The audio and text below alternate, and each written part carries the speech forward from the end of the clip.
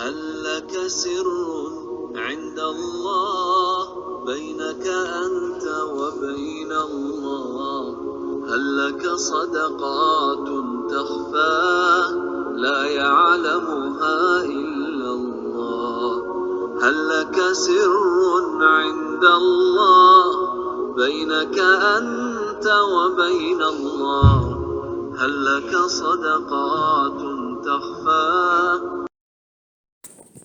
الحمد لله والصلاة والسلام على رسول الله أشهد أن لا إله إلا الله وأن محمد رسول الله. Dans cet enregistrement, on va voir l'histoire du prophète Yunus alayhi salam. Alors, Yunus alayhi salam était un homme pieux, était un homme droit, vertueux et tout. Cela, on va le comprendre d'après un verset que je vais citer, Inch'Allah.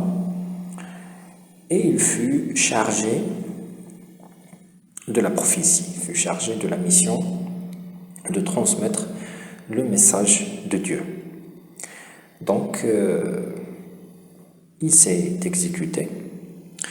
Il a appelé son peuple au monothéisme, mais son peuple a réagi par le refus.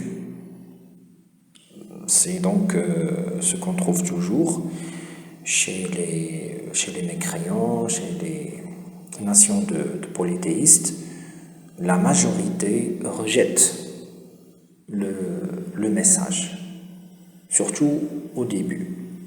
D'accord? Alors, le prophète sallallahu alayhi wa sallam a dit dans un hadith, il y a des prophètes qui vont venir le jour de la résurrection accompagnés de quelques personnes, d'autres qui vont venir accompagnés d'un homme ou deux, d'autres qui vont venir accompagnés de personnes. C'est-à-dire que ce messager-là a été envoyé pour son peuple, mais personne n'a répondu. Donc c'est toujours une minorité qui répond. Même le prophète Nuh alayhi salam, après 950 ans d'appel au monothéisme, peu de gens ont cru en lui. Peu de gens ont cru en lui. Alors, être accueilli par ce rejet, par ce refus-là, c'est difficile à vivre. Et là, ah oui, avant de continuer l'histoire, j'ouvre une parenthèse pour dire que certains prétendent que la religion est quelque chose qui est fabriqué par les gens de pouvoir pour maîtriser les masses. Eh bien, je me demande pourquoi, quand notre messager est venu avec le message du monothéisme, pourquoi ça n'a pas été accueilli par l'acceptation par les gens du pouvoir. Au contraire, on trouve les gens du pouvoir sont les premiers à refuser le message des messagers de Dieu. Aussi, quand le prophète sallallahu alayhi wa sallam a envoyé l'invitation à l'islam à l'empereur de Perse, pourquoi l'empereur de Perse n'a pas accepté cette invitation à l'islam? Pourquoi a-t-il déchiré la lettre envoyée par notre messager? Et ainsi de suite. Même, on trouve que les Byzantins, à qui le prophète sallallahu alayhi wa sallam a envoyé une lettre, les invitant à devenir musulmans, ils ont entrepris des guerres contre les musulmans au lieu de prendre le message de l'islam. Alors cette histoire que la religion est inventée, c'est une invention des gens de pouvoir pour maîtriser les masses ou pour pouvoir manipuler les masses, ça c'est quelque chose qui n'est pas fondé, qui n'est pas prouvé. Au contraire, c'est tout le contraire qu'on trouve dans la réalité. Alors on trouve que même les gens du pouvoir sont jugés par la religion. On peut dire que cet homme-là du pouvoir est bon ou mauvais selon la religion. c'est-à-dire ses décisions, ses principes, ses règles qu'il suit, ses positions, est-ce qu'ils sont en conformité avec la religion ou non? D'accord? Donc on peut même juger un gouverneur, un chef d'État, par la religion. C'est quoi cette histoire de la religion utilisée par les chefs d'État pour gouverner les masses?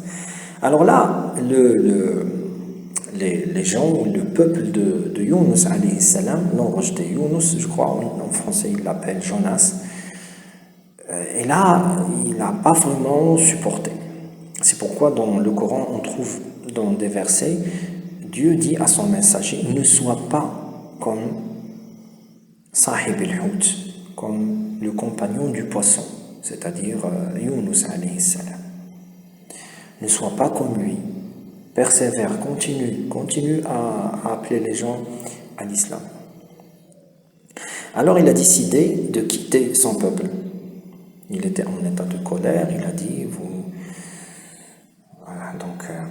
vous avez rejeté le message, donc il est parti de chez eux.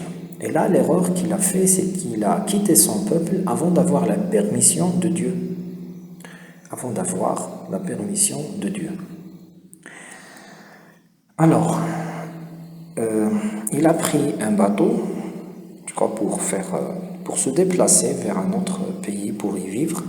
Donc, il a pris un bateau et là, ils ont fait un tirage au sort. Donc, les gens qui ont expliqué le Coran ont dit qu'il y a eu une tempête, donc une tempête qui risquait de mettre le bateau en péril, c'est-à-dire ça menaçait les vies des gens qui étaient sur le bateau. Donc ils ont décidé de faire un tirage au sort et de jeter un homme dans l'océan, c'est-à-dire ils ont compris que parmi eux il y a quelqu'un qui est voulu par ce qui est en train d'arriver, par cette tempête-là. C'est-à-dire Dieu veut le punir, et donc il faut s'en débarrasser. Et là on tire de cette histoire que parfois il faut se débarrasser de la compagnie de certains gens. D'accord? Alors si tu essaies de le défendre de la punition de Dieu, tu risques d'être puni avec lui. Donc il faut essayer de s'éloigner. Alors, ils ont fait le tirage au sort et c'était lui qu'il fallait jeter dans la mer. Ils l'ont jeté et il fut avalé par un poisson, par un grand poisson. Est-ce une baleine? Est-ce un autre poisson? Allahu a'lam, personne ne sait. Donc on ne peut pas préciser, on ne peut pas dire c'était une baleine. D'accord? Parce que ils ont dit que la gorge de la baleine ne laisse pas passer quelque chose de plus grand que le ballon de basket. D'accord? C'est ça le maximum, la taille maximale qui peut passer par la gorge d'une baleine. Alors peut-être c'est autre chose. Peut-être c'est un poisson plus grand que la baleine ou qui a une gorge plus large que celle de la baleine. Bon, il a été avalé par un poisson. Et là, dans les ténèbres, il a dit La ilaha illa anta subhanaka inni kuntu min al-zalimin. Point de divinité, sauf toi, j'étais parmi les injustes. Subhanak, c'est-à-dire gloire à toi, ou tu es au-dessus de tout défaut. Inni kuntu min al-zalimin, j'étais parmi les injustes. Alors, là, il a reconnu son erreur, il a reconnu qu'il était parmi les injustes. Alors, le poisson l'a vomi.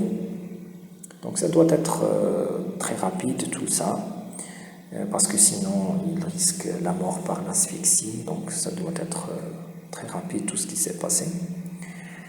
Et Dieu a dit, s'il n'était parmi ceux qui faisait tasbih, il aurait resté dans son ventre, dans le ventre du poisson, jusqu'à la fin du monde. Alors ça veut dire quoi? Ça veut dire que Yunus alayhi salam était un homme pieux. Comme j'ai dit au début, c'est ça la preuve. C'était un homme droit, correct, et ainsi de suite, qui faisait beaucoup de tasbih. Ça veut dire que si on fait beaucoup de tasbih, quand on vit dans l'aisance, dans l'opulence, donc il faut faire beaucoup de tasbih, le jour où arrivera quelque chose, on invoquera Dieu et Inch'Allah, Dieu nous sauvera ou exaucera nos invocations. D'accord? Donc, c'est ça l'idée.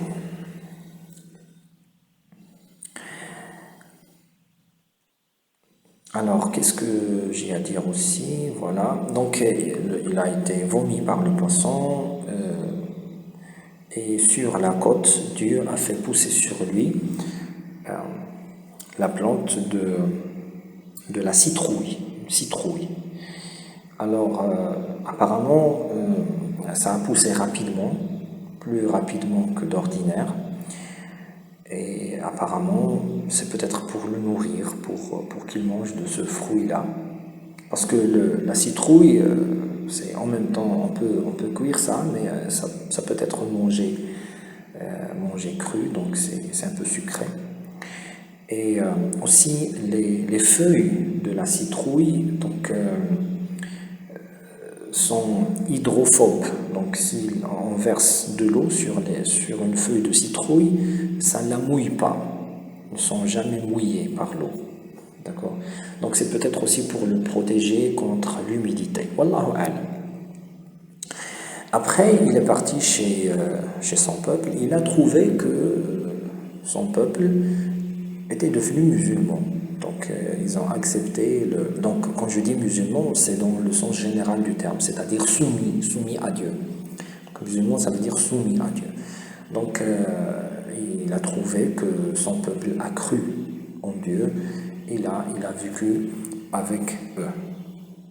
D'accord? Ils étaient tous devenus croyants.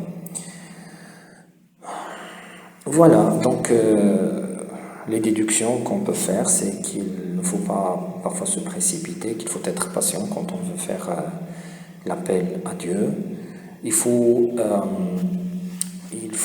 s'attendre à être rejeté par la plupart des gens. Il faut faire beaucoup de tasbih pour que Dieu nous vienne en aide en cas de besoin, quand on aura besoin. Il faut être pieux. Donc ça montre la vertu des prophètes qui ont persévéré. Donc c'est des gens qui ont eu de la patience, de la détermination. C'est pas facile. Et voilà. J'arrête là. Subhanakallahumma wa bihamdika ashhadu an la ilaha illa anta astaghfiruka wa atubu ilaik.